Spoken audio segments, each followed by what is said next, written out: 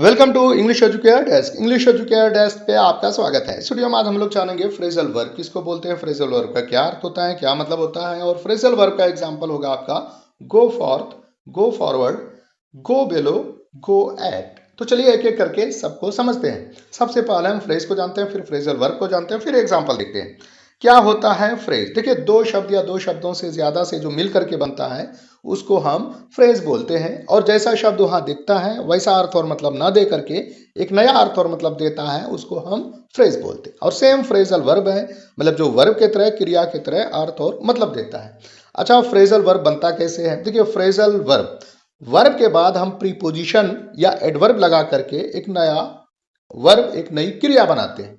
चलिए एक एक करके सबको समझते हैं। तो जैसा कि मैंने आपको पहले बताया है कि आपका एग्जाम्पल होगा go forth, go forward, go below, go eight.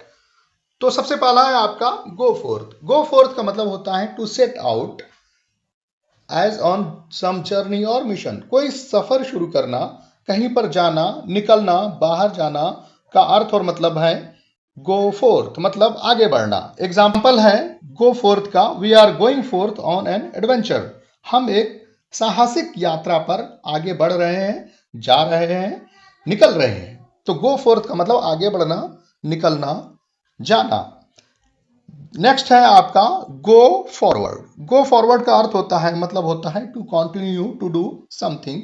कोई चीज करते रहना, जारी रखना, इसका अर्थ और मतलब भी आगे बढ़ना है।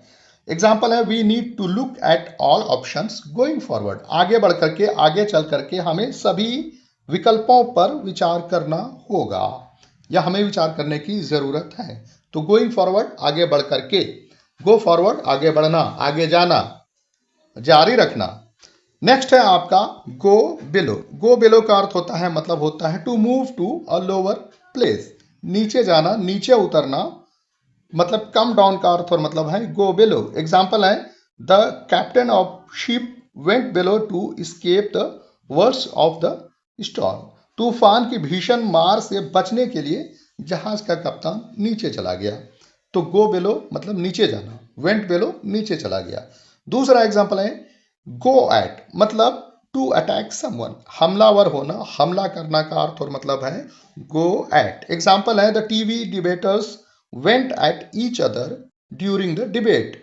बहस के दौरान टीवी डिबेटर्स एक दूसरे पर हमलावर हो गए, अटैक किया।